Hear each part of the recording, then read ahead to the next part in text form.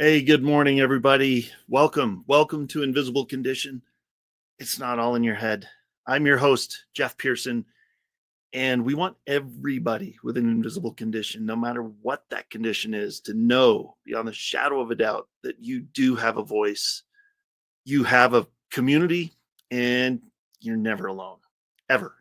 And I am very excited today because Michal LeBaron is back, and we are going to be talking about something brand new today. We just finished a 5-part series about the parasympathetic nervous system, and we're going to be talking about something totally new today. Welcome, Michal. Thank you for being here. This is awesome. Of course, here we are again. Here we are. So today we just went through. So the last couple months that we've been doing shows together, we've done the 5. We were talking about the parasympathetic nervous system, and so now we're going to go into something a lot of people have heard of. Probably everybody's heard of fight or flight. Is it fight or flight? But there's 2 more that nobody seems to talk about anymore, and it's freeze and fawn. And so we're going to talk about those 4. So go ahead and introduce yourself in case people are brand new, and let's talk about it. Sweet. Thank you so much. If you're new, my name's Michal LeBaron. I'm a functional medicine practitioner, nutritionist, a lot of other things. And the reason why I do what I do is my own wellness journey. And at my worst, I was bedridden for a couple of years and struggled for a lot longer than that with mystery illnesses, just symptoms that were unexplainable. Doctors and specialists telling me I was normal, or they didn't know what was wrong, or maybe it's this, maybe it's that. And my journey led me to not only finding a lot of answers, like, oh, it's an autoimmune disease. Oh, I have a genetic disorder. Oh, this and that, like actual things that could be dealt with and addressed. So I solved that mystery. But then it was like, well, now what? Right. Great. I have a label. Great. We know what it is. But now what? Like at the end of the day, I'm still a sick person. I was on tons of supplements. I had such a restricted diet. I had tons of food sensitivities and allergies. I'd always have to go to the chiropractor. I'd have to do this and that and the other thing. And it was expensive, exhausting, unsustainable. I didn't have any other choice because otherwise I'd be bedridden. But that's what really caused me to just find something within me that said, this can't be it. I think I'm missing something. I want to search for more. What is beyond this? And what I found is that I actually could become fully healthy again, meaning I don't have those things and those symptoms to manage with diet and manage with supplements and manage with anything. My body could get back to an optimal state of function, which we're told that all the time, right? Your body can heal itself. But then we're getting this conflicting message like, your body can heal itself if you have this special magical herb, right? It's like your body can heal itself if someone else adjusts your spine. It's like, wait a minute. Wait a second. That's actually differing. That's like 2 different messages. So the power I found was in the nervous system, and learning that when my nervous system is dysregulated and it's in a state of fight or flight or freeze or fawn, right? The sympathetic nervous system is turned on. My body cannot heal itself. So yes, our bodies can heal itself if they are in the parasympathetic, in the side of the nervous system where that cellular and regeneration and repair is turned on 24/7. And my body produces its own medicine and its own proteins and its own hormones that are regenerative and repairing, and its own stem cells and its own growth hormone and all that stuff. So within 3 months of going down that path for myself, I was like fully healthy, and my lab tests are normal. No sign of my autoimmune disease, which I was told would be permanent, would show up in my labs likely forever. No sign of my genetic disorder that's shown up in every test since I was a baby. Now it doesn't. No sign of my food allergies, which I was told was permanent. And I can eat all those foods, and I've gotten off all supplements and meds. And it's just like I have a new life. I don't need the purified water. I mean, if I want to drink that, great. But it's like I don't react to the regular water. I can take regular showers. I can go swimming in chlorinated pools and not have reactions like I was having before. So that's just such a gift and a blessing in my life. And that's what I want to share with people is it's not only possible, but like, here's how you do it. Nice. I love it. And that's the important part is, how do you do it? That's the part that's missing for so many people. So all right. So let's dive in here. So fight or flight. Everybody's heard of fight or flight. It's the caveman being chased by the saber-toothed tiger and danger, danger, so we know that's not healthy to live in that state because you're always hopped up on the hormones that are just getting you ready to fight all the time. But so if you want to talk about those a little bit, sure. Yep. Otherwise, we can go into the lesser known ones, whatever you want. Yep. And I do have a lot of, usually therapists, but sometimes regular clients, they're like, oh my God, thank you for mentioning the others because people, they are very real too. And if we are only aware of fight or flight, we are missing the other half, and sometimes more common half of a dysregulated state and what it affects, effects it has on us. So the fight response, let's just go through them one at a time. Yeah. The fight response in behavior patterns can also show up as anger outbursts, explosive behavior, controlling behaviors, impulsive decision making, pursuing power and control, and demanding perfection from others. So it's very interesting. Narcissism is a huge buzzword nowadays. Everyone thinks it of everyone. But actually, it's a fight response. So we think of all of those behaviors, the personality disorders, mental health issues, physical health issues. They are all coming from a dysregulated state, from a survival program. So it would make sense that would just be one more survival program that fits inside of, this type of dysregulated pattern. Yeah. So that's fight. Let's go into flight. Okay. Flight is perfectionism. We might think, oh, I'm running away, but it's interesting that part of the survival psychology is actually, no, I'm going to be a perfectionist. That's fascinating to me. Panic and anxiety, inability to sit still. Maybe depression? Does that go along with that too? Because anxiety, depression seem to... Depression might be in a freeze or fawn, actually. More we'll get there. But usually people have anxiety and depression. They often come very much together. Inability to sit still. So, you can't rest. You feel guilty for relaxing and doing nothing, and you always have to be doing something.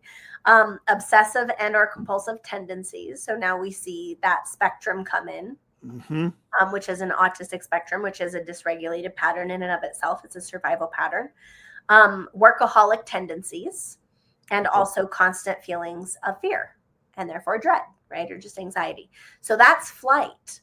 So it doesn't matter which one of these that you have, what you want to look for is, what are my patterns? So maybe there's one or two that are dominant, more dominant than the others.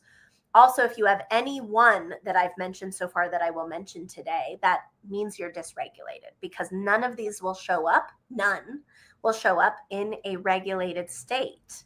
That's very eye-opening. So we're talking about, how do we know if a dysregulated nervous system is contributing to your health problems?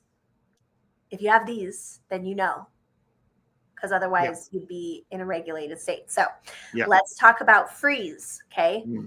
Freeze is isolating, dissociating. So checking out, zoning out, frequent zoning out, difficulty taking action. So you know what you need to do and you just can't motivate yourself to do it. That's this. So procrastination is not on here, but I would say that fits well in here. Difficulty making decisions. So I hear people get caught up a lot in I just don't know. I don't know. Should I do this? Should I do that? But then if I do this, blah, blah, blah, they just are in that frozen state. They can't do it. Fear of achieving or trying new things. So very challenging, because this keeps us in our comfort zone and in our regular patterns and habits. And those aren't working for us. So the unfortunate thing is, our survival systems are not designed to make us healthy. They're designed to keep us alive. And they're designed for short-term use, right? It's like you escape the saber-toothed tiger and then you relax again. Right. But people don't always, they live in a state that they can't or Yes. feel like they can't. Totally. Yes. Yeah. We say and see about 92% of the global population is in a state of fight, flight, freeze, fawn. They are in sympathetic dominance, meaning the nervous system got overloaded and it's not regulating out of it. It's not experiencing that for the short-term 20-minute thing. Yeah. It's living in that. And it's actually assumed that most of us are dysregulated because most people say, oh, you fluctuate between both systems every single day. Actually, you should be living in the parasympathetic, but it's assumed that we are in the daytime, we're in sympathetic. And then at night, hopefully we get back into the parasympathetic and recuperate. If we can maintain that pattern, most people don't have chronic illnesses if they're maintaining that pattern. So we know if there's a chronic illness involved, no, we're not coming out of fight or flight. We're staying there. So let's look at fawn. Yep. Fawn is like a lack of identity. And so we might experience all four of these throughout different parts of our life. So major life changes happen, right? I lose the job or I retire, have an identity crisis, right? Mm-hmm. I get married or I become a mom. Oh my, like, who am I now? I'm not the working single person anymore. I'm like this mom, that's this wife that has this family, and I don't feel the same way, and my hobbies are different, we can go into fawn. So lack of identity, people pleasing, little or no boundaries, codependent relationships, feeling taken advantage of, prioritizing people's needs over your own. What's interesting is if we look at like an insecure attachment style, which shows up in relationships. If you've never heard of this, Google it. You'll go down a wonderful, eye-opening journey of self-discovery. So they say that in relationships, we either develop a secure attachment style, which is like from a regulated nervous system, or we have an insecure attachment style, and there's several different types. There's the anxious type, which is like that people-pleasing, it's basically fawn on that spectrum.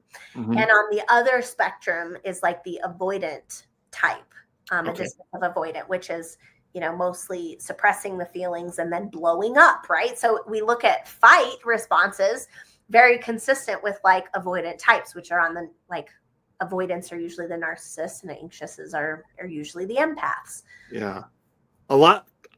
Something just popped into my head. A lot of people think this is personality types. A lot of things, a lot of people would probably say, well, of course that's how I am because I'm a high D or I'm a high I or I'm a whatever personality profile you're familiar with, the DISC or the Myers-Briggs.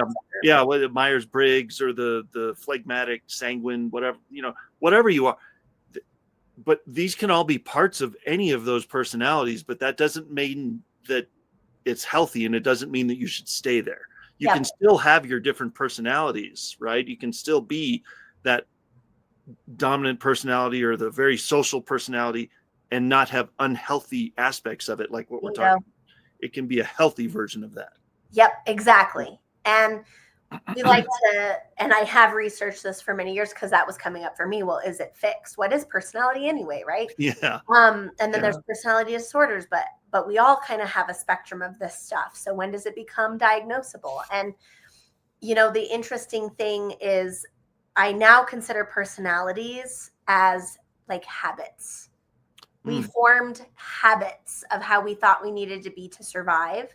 And it's interesting because even with people that do work in personalities or Enneagram, work, like all of these self-discovery assessment tools, they always say, let's redo the assessment. Let's redo the personality test every few years because it can change. Right. So they know it can change, and we've seen that it can change. But again, it's not like you're getting rid of who you are. It's more like, who are you in a regulated state? Who are you at your best versus when you're dysregulated, when you're stressed, when those coping skills come out. And if we're talking about attachment styles in relationships, they call it, one second, I'm like, it was right there. Protest behavior. So when we're triggered we go into these survival systems, into those dysregulated patterns, and they call them protest behavior. And so if you can catch, I'm throwing a tantrum, I'm in a protest behavior. But if you have awareness, then you can recognize, I'm triggered. Okay, let's come back here and see what was the trigger. How can I heal or integrate that? How can I communicate my wants and needs clearly and responsibly and from a secure place? So it's cool because everything we're working on in learning to be a regulated human is also everything to become a secure person, secure, healthy person. And I like what you said about personalities, because I know I mentioned autism and that can really trigger people. But the autism spectrum includes like OCD and a lot of different things that you normally wouldn't think of as autistic, including anxiety and stuff. So that's all a spectrum, an autism spectrum, which includes a lot of things. Yes. Now, we like to say you're not going to lose your superpowers, like the neurodivergent individual, right? We process information differently. ADHD, right? We see patterns. There's benefits to having employees that have ADHD because they will literally like predict, like psychics, they will predict, problems down the line because they can just see it. Yeah. And so it's not that we lose our unique gifts and talents. And I think all of us could have those if we really chose to develop them. We're all psychic. We're all, have intuition, where we all have those superpowers. It's, do we use them? And are we in tune with them? So no, they don't lose the gifts about it, the giftedness. What they lose is the challenges. So that they learn how to live in life in a regulated, effective way, where it's not just, I just have ADHD, so I lose track of time. No, if you're losing track of time and it's a negative symptom that's showing up, it's because you're in a dysregulated state. I hope that's communicating. I'm not bashing neurodivergence. I am neurodivergent. I'm not bashing autism. Some people get very mad when I say that's a chronic illness, but it's been shown in studies that it's also autoimmune, and there are auto antibodies, meaning the immune system is attacking part of the brain and nervous system, shown in developing fetuses that develop autism, as well as adults. So we know something is off kilter. The beautiful thing is, even if you have autism, ADHD, something else, a chronic illness like lupus, regulating is the key to everything, because then every cell in the body can function optimally. And there are no symptoms when everything is functioning optimally. And, for anybody out there that has somebody in their family that was diagnosed autistic or Asperger's or anything along that whole spectrum, because it's a huge spectrum. I've met people on polar opposite ends of that spectrum and everybody in between, and it's so individual. And so that right there should tell you, honestly, like, not trying to throw anybody out under the bus or anything, but that alone, because it's a spectrum, should tell you that there's probably things you could do to help aspects of that if you could regulate your sympathetic nervous system or parasympathetic, get to the parasympathetic dominance. So so cool. Well, what are we going to talk about on the other side of the break? We're going to a break. Yep. We're actually going to talk about, so those are like the behavioral and experiential benchmarks of being in sympathetic dominance. We're going to look at the other side, because I think it's always good to say, well, how many of those do you have? But it's always nice to say, well, how many of the parasympathetic ones do you have? Because it might be eye-opening, like, I only experience that sometimes, or I don't experience any of those, or I experience most of the time, except when I'm triggered. Then I go into this other state. So obviously there's still some triggers. So that's what we'll cover next time. Nice. Love it. All right, everybody, stick around. We'll see you on the other side of the break.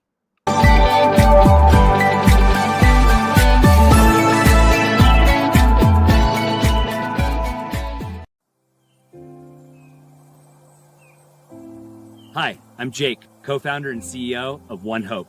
My friends and I started this company in 2007 out of the back of this truck on a mission to enrich people's lives through wine. Today, we've grown into a state-of-the-art Napa Valley winery that proudly houses a portfolio of award-winning wines which have touched lives through over 40,000 nonprofits at home and around the globe. And it's happening every day. Being rooted in local communities and contributing to initiatives that uplift neighborhoods, celebrate cultures, and promote community. It's what got us here. You see, through every bottle sold, your purchase can make a direct impact on the causes you care about. One Hope's cause of choice has given back over $10 million and counting.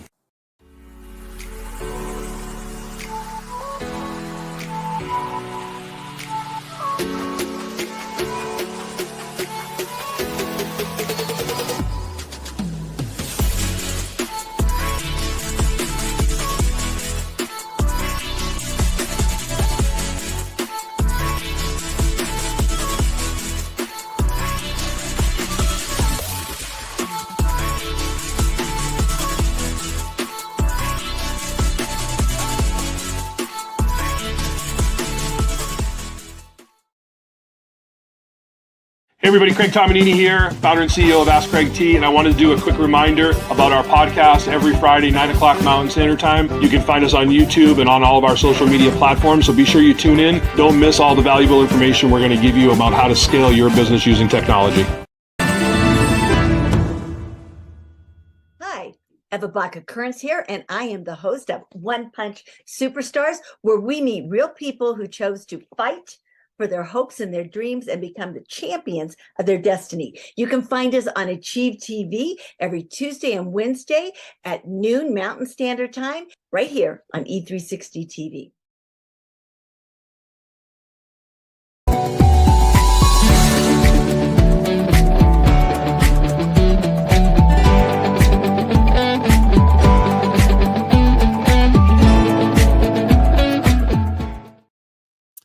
Hey, everybody. Before we bring Michal back, I want to talk to you about Invisible Condition University, or ICU for short.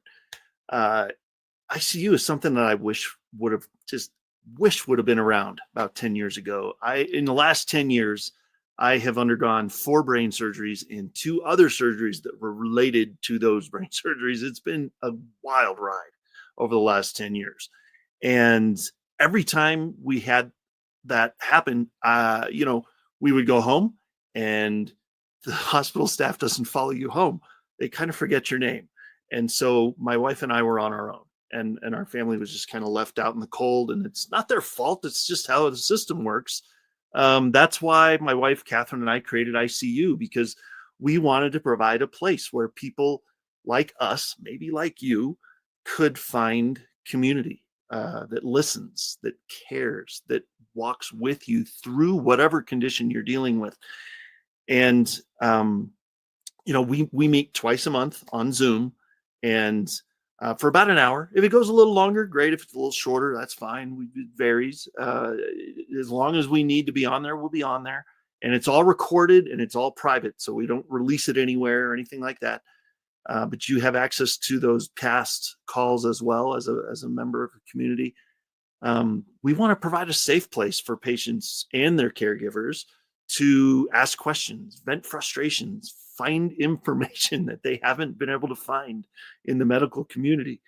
If you are interested in receiving a free month of the membership or want to learn more, please go to myfreegiftfromjeff.com or scan that QR code right there, and you will be bombarded with information about the community, and it'll answer all your questions. So, all right, let's bring Michal back and continue with what we were doing. Oh, and by the way, the next ICU call will be today, March 18th, 3 p.m. Mountain Time. So just wanted to throw that out there in case anybody was curious. So there we go. All right, let's do it. Go to ICU. I just had to say. That's right. Go to ICU. We had an amazing call about a month ago, man. It was awesome. There was people on there, and we were before we blinked, and like an hour and a half had gone by. It was like, oh my gosh, okay, we better get out of here. But yeah, it's fun. It's a good community. So, all right. So we were talking about fight, flight, freeze, or fawn. And before we get into this second segment, I just wanted to throw this out here. Maybe there is a oh, you know what? I don't know. I don't have any on me, but do you have many success stories or anything we could talk about maybe real quick? Just to like of like when you work with Michal, this is possible. Here we go. So, yeah. One maybe we'll share next time. But Kitty comes to mind, and she's amazing. She's known me since I was a functional medicine provider. Like, she went through everything on that end, and we were doing diets and supplements and all of the things and whatever. And so she's seen me through my own journey, actually, of becoming fully healthy, and wanted to follow suit. And it's so neat because she did have auditory processing issues, like ADHD spectrum. She had genetic disorders like EDS, which creates ligament laxity. Oof. And so you're always going out of alignment, and it's painful. And they tell you, oh, well, you have EDS, so that's why. For those who don't know, what is it's EDS? A whole okay, never mind. A whole big word salad that we don't want to. Yes. Okay. EDS, right. You'll know. And it creates ligament laxity, and it's a huge thing now, and a lot of doctors are testing for it. But then there's great. That's why, but there's no hope for you. There's no support or help with that. And so she has none of those issues. She had severe allergies. She had, ulcers that she would get regularly, and digestive issues. Some skin stuff would pop up. I think she'd get hives, these histamine issues. Yes. And so she had tried everything, including with me as a functional medicine provider. And we'd address one thing, and then the next thing would pop up. And so once we did the nervous system work, it was a few months, and all of that's gone. And what's so neat is, after people become healthy, we might hear from them when there's a flare up, right? So for a while, they're kind of learning how to integrate this into their life, and they're learning to catch when they're dysregulated, and they're learning to regulate. So it could be a little rocky. But it's so neat because I really don't hear from her, but maybe a couple times a year for a flare up. And that's awesome. Usually she works through it all by herself anyways. She's like, hey, I'm just running it by you in case I miss something. I'm like, you're doing great. So it's so neat because it's like our clients are developing the level of skill that the practitioners have, because they can be their own practitioner and their own healer and have that agency. And I really love that, because codependency is a dysregulated pattern. So I love that it's really about empowering them to be self-sufficient and independent. And of course, they have the support of a community and us, but they know how to be healthy on their own. And I think that's huge, because that's missing everywhere else you go. You're dependent on the meds. You're dependent on the supplements. You're dependent on your practitioner, the doctor, the this, the that. So, yeah. Well, and knowing that you have the tools, that's the thing. That's the thing that I want people to hear is you're not left by yourself. You have backup. You have help if you need it. You also have tools that you can use on your own. So you're not dependent on Michal or any of her people that work with her to help people. You are not dependent on any of them unless you do feel like you need to bounce something off them or whatever. You have the tools is the point. Yeah. So that's huge. Yeah. So cool. Right on. And her stories, we've got a whole section on our website, by the way. If you go to our blog and success stories, there's a whole bunch of people that share their journey. So it's like, what is this and what was their journey like? They share in a lot of detail about what they've learned and what this was for them. So nice. Love it. Okay. So what are the signs of being in the parasympathetic nervous system, which I like to think of as peace? So the sympathetic is stress, and the parasympathetic is peace. Okay, so for starters, none of the fight, flight, freeze, fawn are present, because that's sympathetic nervous system. 2, there are no chronic illnesses or chronic symptoms. Shall I say that again? That sounds pretty good. Say that again. Yeah, say that. Yeah. There are no chronic ongoing illnesses or symptoms, period. Love it. That right there should tell you where you're at if you're still struggling with health challenges. Okay, the next one, you can think of how you feel. Oh, I want you guys to think of how you feel after you go get acupuncture, or after you meditate, or after you're like when you're on vacation mode and you just can check out, chill out, relax, shut it all off, not think of stuff, right? Mm-hmm.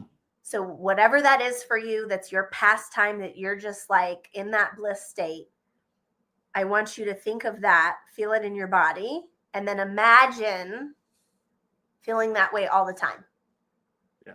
Like if you could map that onto your whole life. Like for me, it was like, oh, after massages, I'd be like, oh, I just am so relaxed and it's all okay now, right? Or for sometimes it was like I'd get my C1 adjusted by a chiropractor and my whole nervous system would go, oh my God, everything's okay. I would feel the nervous system calm down. So whatever that is for you, you know, maybe it's church on Sunday, right? And you're like, oh, I'm just so, you know, I'm refreshed and renewed and it's all going to be okay. What I think of when you say that is when I got back from Oregon a couple of years or like a year ago, when I told you about this, when with the side effects from that last surgery, and I got back from like the first day I got back from that treatment, everything was just, it was like going from a raging like thunderstorm body of water to like glass, like smooth as glass. It was like, I couldn't even believe it. I hadn't felt that in so long. It was so nice. And so that's what I think of, like that first day after that. And it's been more and more and more since then. But that first day was just such a stark contrast from the day before. And that was vagus nerve work. So that vagus nerve does stimulate the parasympathetic. So if you guys are doing vagus nerve exercises, same thing. Breath work, right? People do somatic work, breath work. They do yoga. They, sometimes people just feel so good after a workout class, right? Or dancing, getting in your body. So whatever that is for you, that is your Zen place, or like walking in the mountains and talking to God.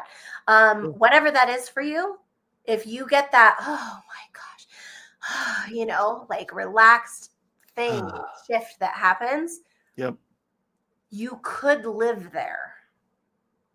I'm just saying you could live there all the time. That's what living in the parasympathetic is.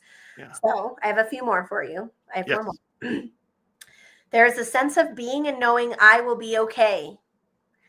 There's clear thinking. Not all this, I don't know. There is responding, not reacting, right? So we're told respond, don't react. But how is that even possible if you are in a dysregulated state? Of course, you're going to be reacting. Being at peace with myself and others and life, feeling safe and trusting myself. How many of us don't even trust ourselves or our intuition anymore, or our bodies? Having a full cup and never running on empty, never being burnt out, and feeling happy. Happy meaning I accept myself for who I am. I'm not perfect. Don't need to be perfect, but I accept where I am in life. It's my life. I don't want to escape. That's happiness, is like acceptance and love and being okay with it. Nice. A few more. Being in the parasympathetic does not mean, so it does not mean that everything in life is problem free. That's not what we're saying. It does mean that how I approach those challenges is from a calm and grounded perspective, where I know I am doing my best. I feel that I am doing my best, and I live and feel my values.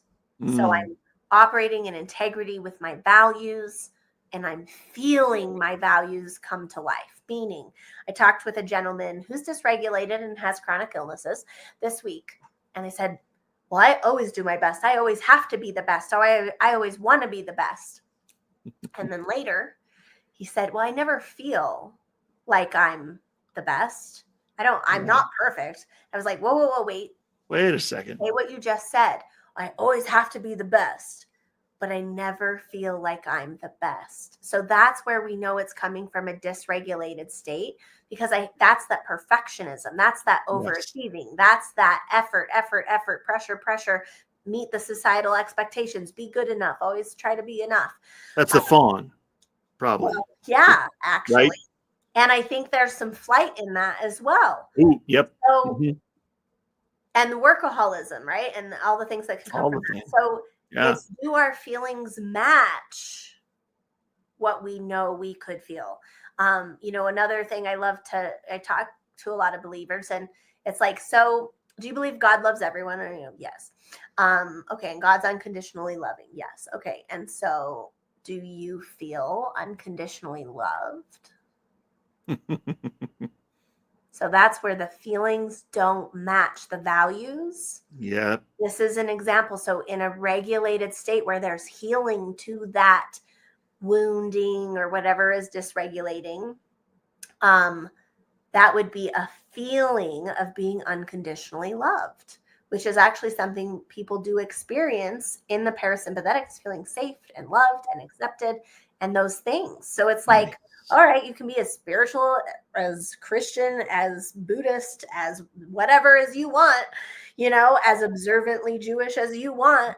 But at the end of the day, your body's going to tell the truth of how you're really feeling and what those hidden beliefs are. Yeah. Okay, last thing. It doesn't mean I'm perfect.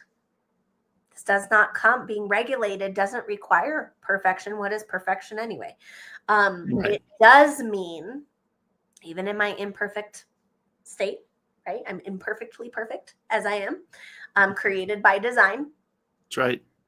So it does mean that I'm proud of myself, not in an ego-y way. Like, I'm proud of myself and I'm accepting myself in where I am in life, my weaknesses, my strengths, my challenges, my successes. I'm acknowledging both. I don't want to be anyone else. I don't want to have anyone else's life. I think it's very rare that we could honestly say that and mean it and feel it. And this just goes to show everywhere we're dysregulated. The last one I put, and I wrote this, by the way, on a blog. I've got a blog titled on this on the website if you want to read more about it. Nice. But this came from me just sitting down and reflecting on my own experience. And so the last thing I felt to say in my own experience of what is it like to live in the parasympathetic, it's I'm at peace. Mm-hmm. And even when I'm not, even if I'm triggered, even if there's stressors, even if there's challenges, even if I'm scared, I know fundamentally I'm here, I can regulate, and I'm at peace, and I can be at peace. And that I can do in me on my own. I don't need, I'm not seeking it in, all the ways we can seek it outside of ourselves. I know where my peace comes from, but I actually experience that and I learn to embody it. So this is it. It's like, how often do we actually embody those things? Are those our default, or do we have to work really hard? Are we looking to things like breath work to fix our feelings? Because breath work and all the things we mentioned, those are short term. So we're talking about living here all the time. So you don't need the breath work to fix it. And you don't need all those tools to fix it. You can do it just within your own self with your own awarenesses. So anyway, that's it. That is so cool. Yes, beautiful. And we're going to talk, we'll talk more on the other side of the break about some more cool stories and stuff and finish out, wrap this up a little bit. But yeah, that's good stuff.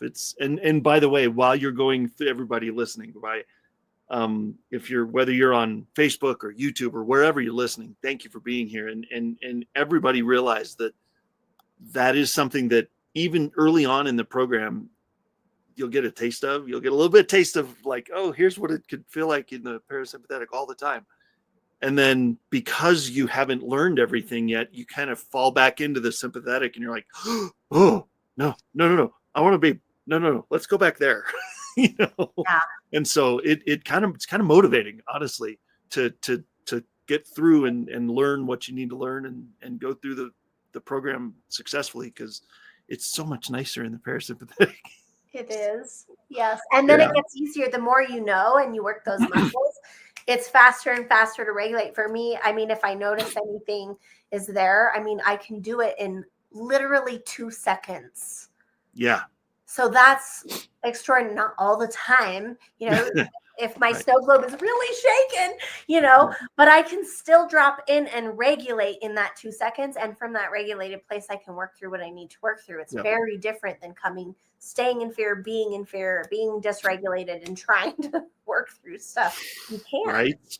Your brain literally can't rewire if it's in survival. we have to be safe for the brain to rewire. So Yeah. It's kind of like trying to change your oil while you're driving down the highway at 75 miles an hour. You know, you can't do it. You got to be sitting still. Yeah, exactly. That's a good Still. Yeah. So, all right, everybody, we'll be right back in just a couple of minutes to hear some more. So stick around, and we'll see you soon. Whoops, there it is. Okay, we'll see you soon.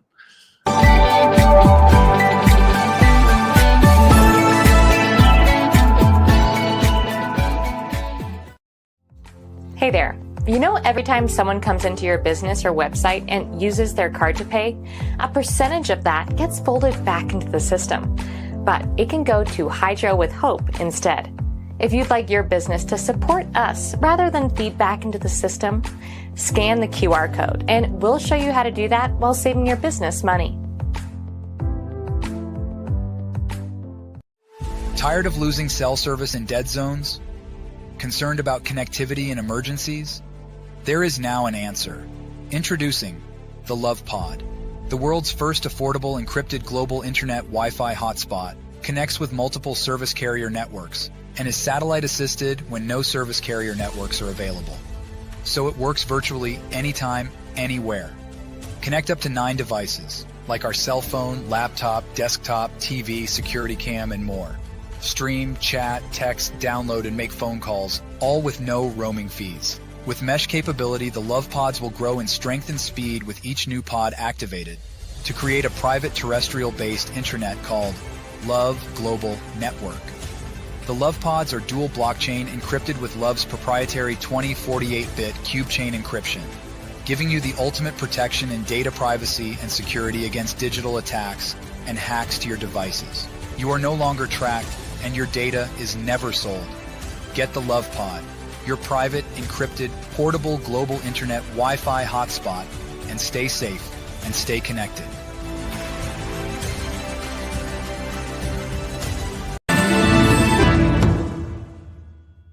Hey, how you doing? My name is Greg Russell. I'm the host of TechnologyTuesday.com. You can find us on the Conscious Business TV network every Tuesday at 2 p.m. Eastern Standard Time for the latest resources to help you make more money in your business. Join us on E360 TV. Come on.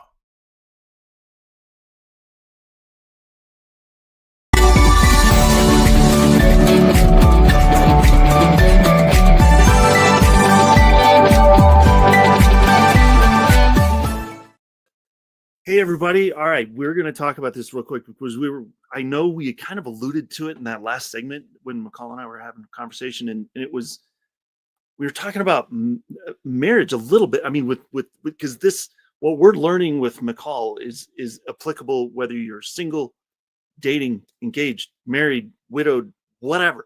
It applies everywhere.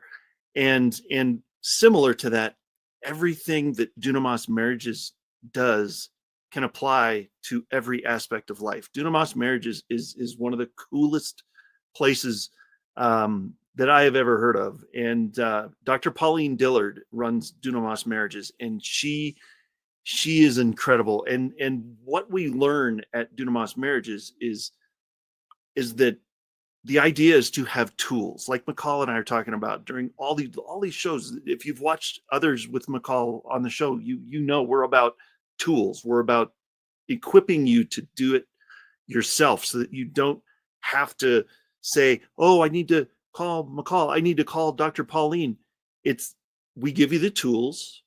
In this case at Dunamis Marriages, it's an intensive model of marriage counseling where you meet with Pauline for 5 or 6 sessions, a few hours at a time, and you work through stuff and you gain the tools that you need to be able to strengthen your marriage and have the tools that you need to work through whatever you need to work through. And wherever you are in whatever stage of relationship, marriage, engagement, whatever, this is a place to check out. Go scan the QR code, go to the website. Pauline's incredible. She'll have a 90-minute session with you to go through, kind of what you need and if the program is right for you. Just wanted to make sure that you guys know about this, because it is one of the best programs I've ever seen, and it has changed Catherine and I's life, honestly, and our kids' lives. They just don't know it yet. So, all right, let's bring Michal back on here and continue with what we're talking about here. All right. I love that you shared that. And it's amazing because I know you and Catherine, and the work that you have done is evident. I would just say it's evident. It's obvious. And even working with you as a person, the level of self-awareness is, and the ability to introspect and look in and do self-discovery work and own your shit, so to speak. Oh, sorry. Sorry for my word. On TV. But I got in trouble on that earlier in this series. But anyway, your ability to take ownership is a cut above. It really is something that, and so, I mean, gosh, I think everyone in the world should learn what we don't learn in high school, and what we don't learn up is how to have relationships, how to communicate, how to be introspective, how to own our stuff, and, you know, how to develop healthy relationships, because that's going to change everything in the world, right? I tell people all the time, outside of your relationship with Jesus, we're by the way, we're Jesus followers around here, in case you haven't noticed, in case we haven't talked about it enough. My family and I, we're Christians, and outside of that relationship, that is the most important thing. Okay. Eternity, where are you going to land there? That's the most important thing. Outside of that, Pauline and Michal. Those are the two people you should talk to, because Pauline will get you on the right track for a marriage that's going to be awesome, and Michal will just turn your whole life inside out and upside down, so that you can live in the parasympathetic, which will help with your marriage too. Yeah. So, and so it all works together. So, yeah. So cool. So beautiful. All right. So what we got about 7 or 8 minutes left. What do we want to? I wanted one last thing. Yeah. Just to stimulate, I think, people's minds. Because I know what we can talk about can seem too simple. And then it's like, well, how do we do that? And I want to convey, sometimes it's hard to know how to share about this, because like you won't really know how until you're doing it, you know, until you personally are finding your own personal stuff and you're working through it. However, I think helping the logical mind understand the nuance can be helpful. So we were talking about autism spectrum stuff. Well, when we have a survival program running in our body, there's an actual real program running in our brain, like a real software. It's literal. And so what happens, and it's detectable on brain scans, that we would see lesions from where that program is running, where the stressor of life or the conflict or the thing that we think we need to survive, or that our body thinks we need to survive, where that affects our brain. We can see it on brain scans. Okay. So it's actually literally there. And so when an autistic survival program is created, the parts of the brain, I have to look it up. I think it's, the temporal lobes in the brain are what show up on both the right hemisphere and the left hemisphere.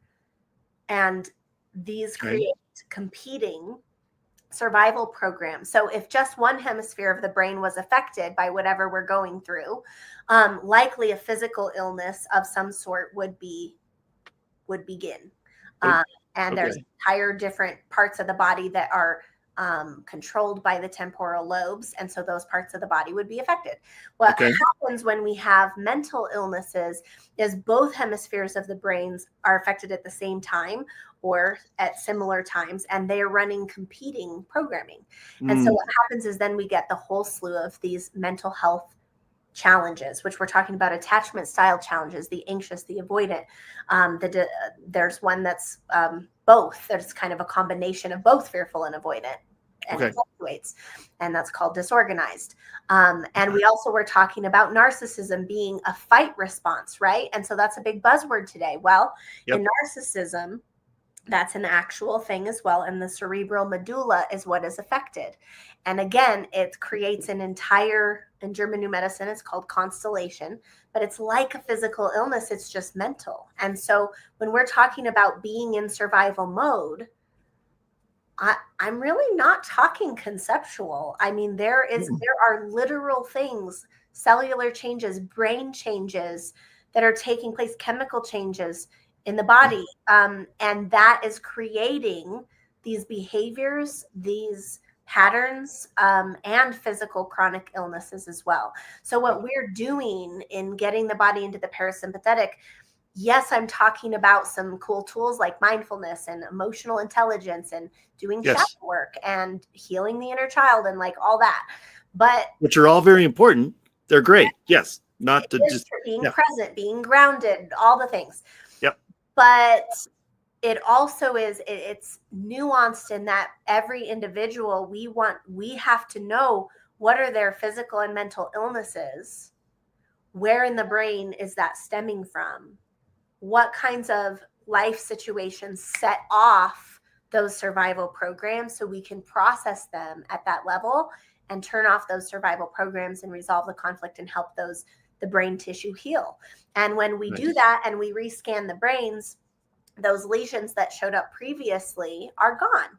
And so I just wanted to say that because I think that helps us logically maybe know where to fit this work and that it is unique and individual. There's no one size fits all, but also then it means that whatever we're experiencing in the body, mentally, emotionally, physically, it can actually make sense. It's not a mystery, and we can understand what it means, and you can understand what it means, and then we can resolve that.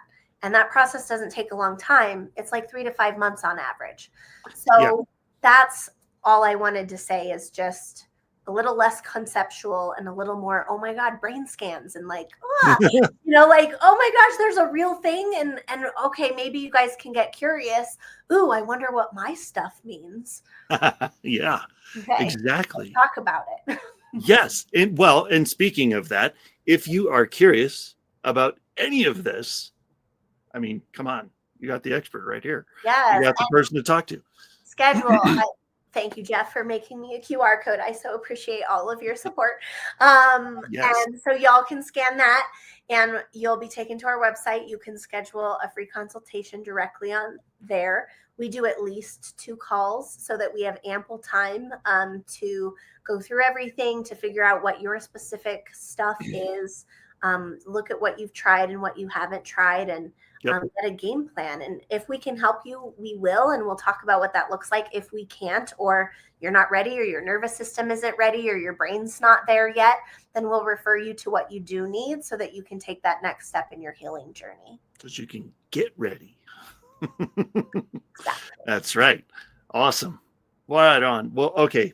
Well, unfortunately, we are out of time, but thank you, Michal. This is, as usual, this is awesome. And I learn something new every time. And I hope you did too. I hope you're writing this down. And I hope you're rewinding the episode and going, "Ooh, what did they say again about that?" So thank you so much for being here again. And we'll see you again in a couple of weeks. Okay. Thank you, guys. Thank you. All right, everybody. Good stuff. All right. Hope you guys learned something. I do every time. So I hope you do too. I hope that when you are watching, if you are watching on any of these platforms here, and I didn't say this at the beginning of the show, and that was my bad. When you're watching, if you're watching on Facebook or YouTube, like reach out. And anytime after the episode airs, you can still reach out and comment on an episode that you really loved or that you had a question about, and we'll get back to you. We'll find those comments and see them and get back to you. And so please comment away and join us for our next show, which is Friday, March 7th. And we'll be glad to see you there. And until then, have an amazing day. We'll see you next time.